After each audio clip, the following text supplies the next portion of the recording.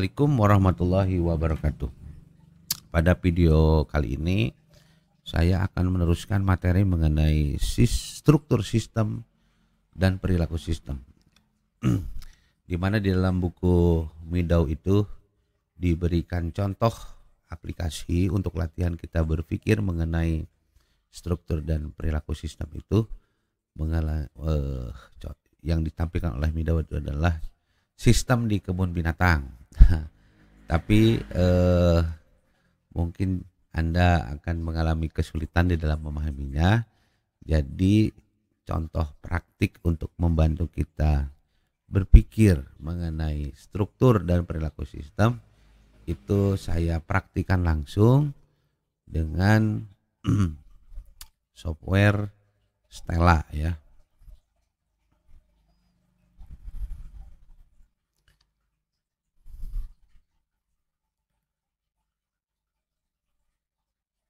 Bentar, saya buka dulu.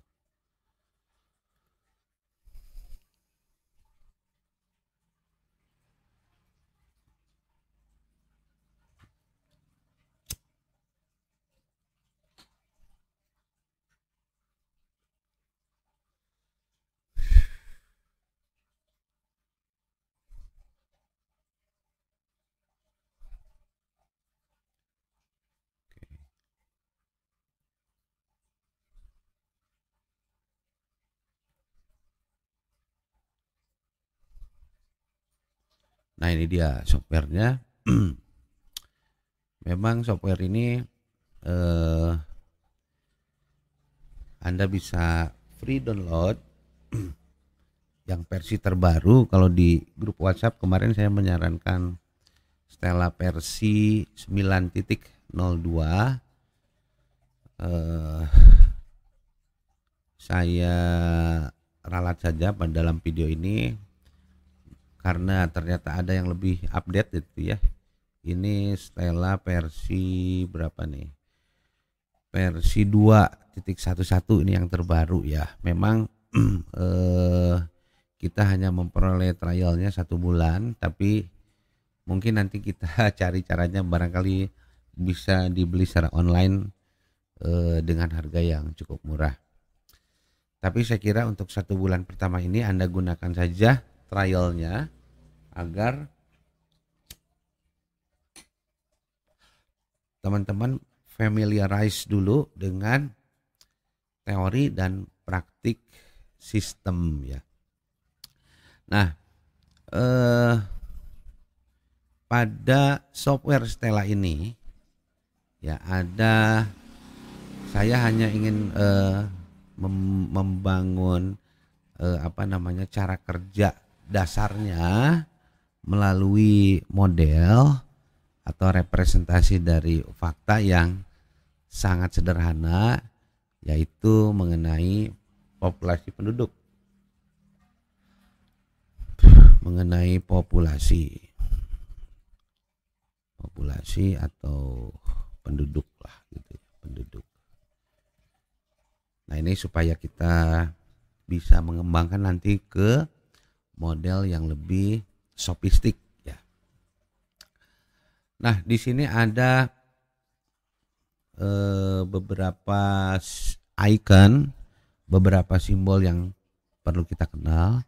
Pada sebelah kiri itu ini adalah menu untuk stok ya. Stok itu ada yang non negatif stok, jadi stok yang angkanya harus positif. Kemudian ada stok saja, kemudian ada conveyor, ada QAUA. QAUA itu adalah antrian ya, dan satu lagi oven ya. Nah, kita akan menggunakan non negatif stok nih. Kita sebut saja ini adalah penduduk ya, penduduk.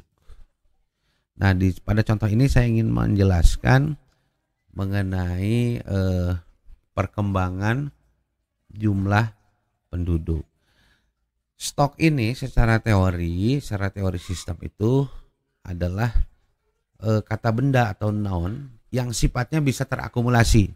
Jadi bukan hanya penduduk, misalnya jumlah uang beredar pun ya, itu bisa diartikan sebagai stok karena Bank Indonesia melakukan pencetakan uang, ya, kemudian mengatur peredarannya. Ada yang didistribusikan mengenai mekanisme pasar terbuka melalui penjual beli sertifikat Bank Indonesia, gitu. Kemudian ada proses untuk mengurangi jumlah uang beredar, nah sehingga stok uang beredar itu bisa bertambah, bisa berkurang. Kemudian dalam ekonomi sumber daya alam, stok juga bisa diterapkan pada stok sumber daya perikanan yang ada di laut, bisa diterapkan juga pada stok tanaman hutan, bisa juga diterapkan pada pencemaran, ya. Pencemaran udara itu terakumulasi juga, ya. Terakumulasi juga di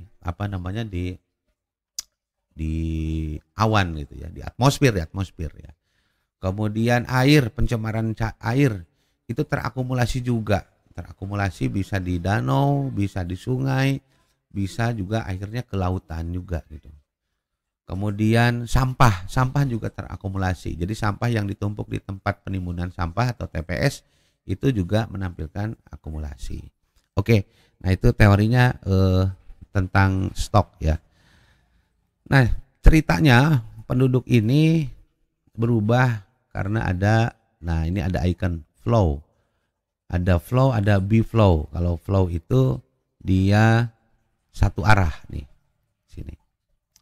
Kalau B-flow dia dua arah, bisa ke kiri, bisa ke kanan. Gitu. Nah, ini B-flow. Ini teknis saja dulu ya. Nah, saya akan menggunakan yang flow. Nah, di mana flow ini sebut saja, ini kan yang kotak ini adalah perkembangan jumlah penduduk ya dalam satuan orang. Nah, di sini yang mempengaruhi perkembangan itu adalah sebut saja perkembangan penduduk. Oke. Nah, perkembangan penduduk itu, penduduk bisa berkembang karena ada kelahiran, ada natalitas, ada juga mortalitas. Nah, jadi dalam perkembangan penduduk itu, natalitas bisa muncul karena ada tiap tahun ada pernikahan, ya. Pernikahan kemudian membuahkan buah hati atau anak. Ya, kemudian juga ada kematian, kematian yang mengurangi jumlah penduduk. Nah, sebut saja behavior atau perilaku tersebut tercermin melalui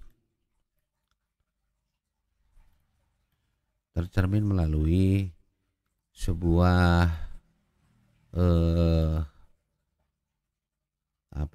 sebuah koefisien yang kita sebut saja laju pertumbuhan penduduk ya. Jadi laju pertumbuhan penduduk itu bisa bertambah, bisa berkurang karena ada natalitas atau kelahiran dan karena ada kematian. Nah, sehingga kita bisa menghubungkan laju pertumbuhan penduduk ini dengan perkembangan penduduk. Nah, kemudian perkembangan penduduk juga ya tumbuh karena penduduk itu sendiri. Jadi kita bisa menarik koneksi ya ke dari stok penduduk ke flow perkembangan penduduk. Nah, ini yang disebut dengan loops di dalam buku Meadow itu, inilah yang disebut dengan loops ya. Bentar saya tampilkan. Nah, ini disebut dengan loops gitu. Hanya saya menggunakan contoh sendiri ya, mudah-mudahan Anda bisa memahami contoh yang saya demonstrasikan. Nah, ini baru loops. Kemudian saya coba spesifikasikan modelnya ini. Kita klik kita klik penduduk. Di sini kita tentukan dulu satuannya apa ya. Anda klik di sini ada pilihan. Nah, saya menggunakan satuannya itu people, orang. Nah, kemudian di simbol X kuadrat ini adalah ekspresi matematisnya. Ya, kita sebut saja penduduk awalnya itu sebanyak 100 orang. Jadi 100 itu adalah menunjukkan jumlah penduduk pada awalnya gitu. Pada awalnya itu bisa dikatakan pada awal studi.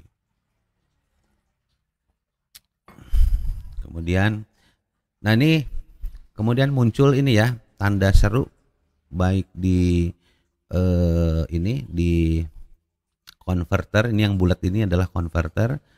Kemudian tanda seru pada icon flow, kemudian tanda seru pada icon stock. Nah, tapi setelah kita isi 100, ya tanda serunya itu hilang. Nah, kemudian yang kedua, kita spesifikasikan laju pertumbuhan penduduk. Misalnya penduduknya itu bertambah karena untuk merepresentasikan tadi natalitas dan mortalitas, ya gabungan dari kelahiran dan kematian itu, pertumbuhan penduduk sebesar 10% misalnya per tahun. Nah, ini kita spesifikasikan dulu unitnya. Unitnya saya pilih tahun ya. Oke, nah ini ternyata untuk desimal itu dia tidak menggunakan titik tapi menggunakan koma. Oke. Nanti kita akan melihat itunya hilang, tanda serunya hilang. Nah, kemudian yang perkembangan penduduk, nah kita spesifikasikan juga. Nah, perkembangan penduduk di sini ada require input. Perkembangan penduduk itu berubah karena ya jumlah penduduk berkembang menurut lajunya atau penduduk dikali dengan laju pertumbuhan penduduk. Nah, ini satuannya people per year, udah otomatis ya, karena tadi kita sudah menspesifikasikan unit untuk variabel penduduk dengan laju pertumbuhan penduduk. Oke, teman-teman, nah kita melihat ini sudah hilang ya. Nah, kemudian model sederhana ini ready atau siap untuk kita simulasikan. Nah, ini software ini sangat mudah sekali atau user friendly ya. Nah, di sini simulasinya saya akan representasikan dengan grafik ya. Saya akan representasikan dengan grafik dan tabel.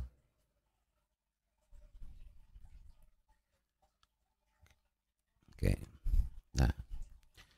Nah, grafik dan tabel ini masih kosong. Nah, kita ingin agar 3 variabel ini masuk ke dalam grafik dan masuk ke dalam tabel. Ini caranya mudah, kita tinggal blok saja ini gambar loops tadi yang sudah dispesifikasikan, kemudian kita drag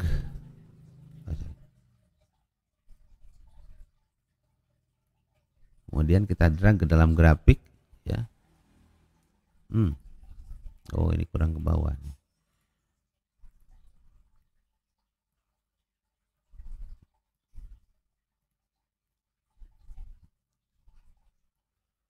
Kemudian kita drag ke dalam grafik dan tabel ya. Gitu. Nah, ini sudah masuk nih ya. Variabelnya penduduk, perkembangan penduduk dan laju pertumbuhan penduduk. Kemudian kita drag ke dalam tabel. Nah, di dalam tabel juga sudah masuk nih di kolomnya, ada kolom penduduk, perkembangan penduduk, kemudian laju pertumbuhannya. Nah, ini 10